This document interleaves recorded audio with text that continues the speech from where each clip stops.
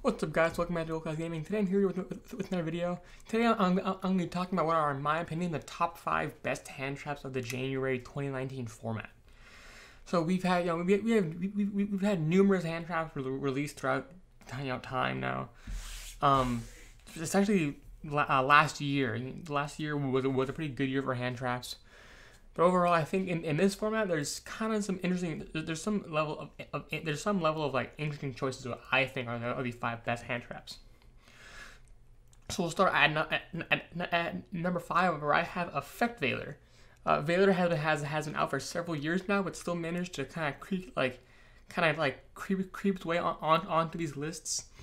At this point, everyone knows the fact. Its ability to basically let you discard it during your opponent's main phase to negate a monster effect on the field for the remainder of the turn is very powerful. And so while Veiler does have its disadvantages, it's still one of the most cost-effective hand traps, and a monster effect negation is still one of the best ways to disrupt your opponent's plays by taking out one of their key link monsters, or ever just overall effect monster negation is a card effect you always want to have by your side, and it is one of if not the most cost effective hand trap, and still maintains a considerable level of power within the format. Next up, I have Ghost Ogre and Snow Rabbit. Ghost Ogre has somewhat kind of fallen in by the wayside in the past couple formats, but it's people still underestimate its ability to just take a card off the field for free, basically.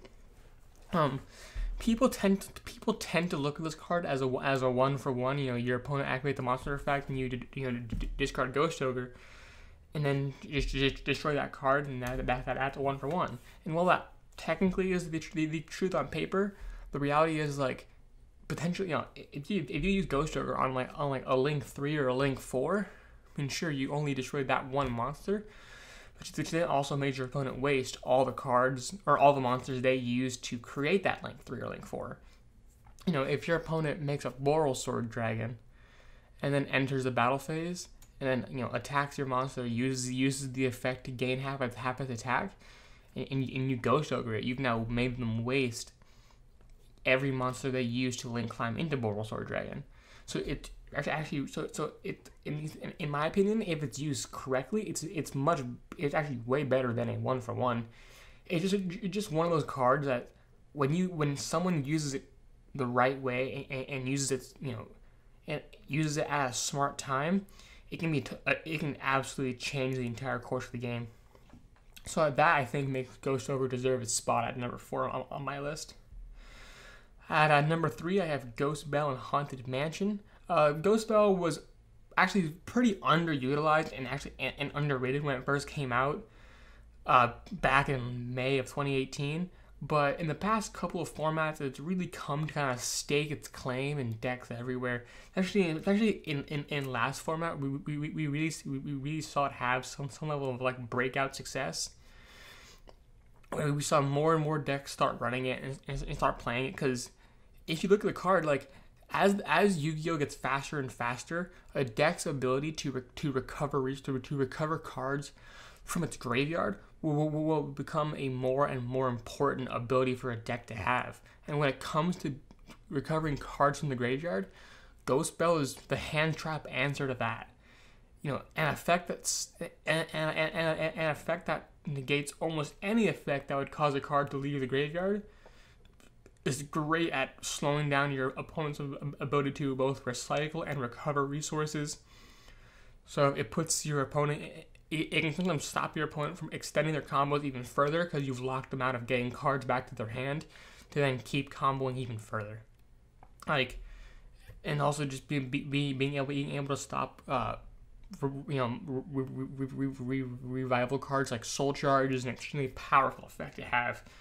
And I think definitely, like, Ghost Belle has shown in recent months that she's probably earned being number 3 on this list, especially considering what number 2 and number 1 are. Now, on to number 2, I have Infinite Impermanence. I'm pretty sure everybody thought this card would be on this list somewhere. Impermanence has been demanding a large price ever since its release back in Flames of Destruction. Actually, this is the same set as Ghost Belle, so we got 2 Handtraps in one right there. But yeah, so it had a huge, almost $100 price tag ever since it came out in Flames of Destruction, and I can say it almost deserves it. Like, it's one of the most handtraps we ever seen. Effect Veiler is number 5 on this list, and Infinite Impermanence is basically Effect Veiler, where they just took everything bad about Effect Veiler and you just got rid of it. Like, monster effect negation is an incredibly powerful effect, and in the case of Infinite Impermanence, being able to use it at any point during the turn, not just the main phase, and even during your turn, is an incredible edge it has over Effect Veiler.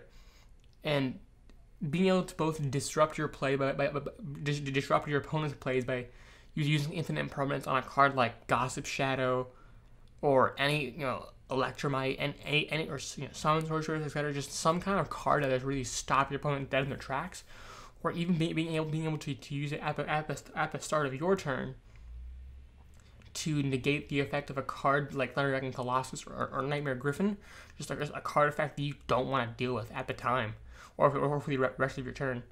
So, and then at that point, its ability to be activated while it's a set card, and also negate a back row, is just a bonus at that point.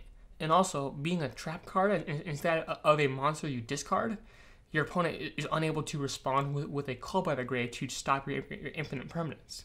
Unless your opponent has already created a negation, unless your opponent already has some kind of spell and trap negation on the field, they aren't going to be able to stop your Infinite Impermanence from resolving. And then at number 1 on this list, I have Ash Blossom and Joyous Spring. Not much needs to be said about Ash Blossom. She came out, I believe, early 2017 in a Maximum Crisis, and ever since then has been basically a staple 3 of in any deck on the face of the earth. It has one of the most generically applicable effects of any hand trap in the game, and it just stops cards from leaving the deck, which in the game of Yu-Gi-Oh! In 2019 is an incredibly large part of almost any deck's central combo plays. So it's a card that will always be live against almost any deck. I'm not sure I've ever played a deck where I've drawn an Ash and gone, well, this card's dead. Like, obviously there are some scenarios where, versus certain decks that, for example, don't use their graveyard that much. Drawing a Ghost Belle is kind of annoying. But I've never ever seen a deck where I'm actively upset about drawing an Ash Blossom. So, because its effect is incredibly powerful. Being able to stop a critical surge, mill, or special summon from the deck can sometimes just be the question of whether your opponent can keep comboing off, or they just stop dead there. I mean, think back to when Firewall Dragon was legal, and we have the Goki Extra Link, and sometimes if you use Ash Blossom on Summon Sorceress or Isolde when they try to mill the cards, that could sometimes, if they didn't have enough extenders in their hand, that could be enough alone to stop their combos. So I think Ash Blossom has probably been the best hand trap released since it came out in Maximum Crisis, and unless something changes in the near future, it'll probably stay the best hand trap in the game. And I'm not sure what Konami could print that would be a better hand trap than Ash Blossom, because I don't think Max C is a better hand trap than Ash Blossom is. Yes, I think Ash Blossom has very much secured its number 1 spot on this list for the foreseeable future. Anyway, that's just my opinion on what I think the best hand traps in the game are. Obviously, there's tons more I didn't put on this list. Droll Knockbird, Ghost Reaper, and Winter Cherries, etc., etc. There's Psyframe Gear Gamma. There's a million cards I didn't put on this list, but could maybe have been honorable mentions or probably more format dependent kind of thing. But let me know what you guys think down in the comments below. If you guys like this video, please be sure to like and subscribe. It really helps me out. And I'd like to thank you all for watching. I'll see you all next time.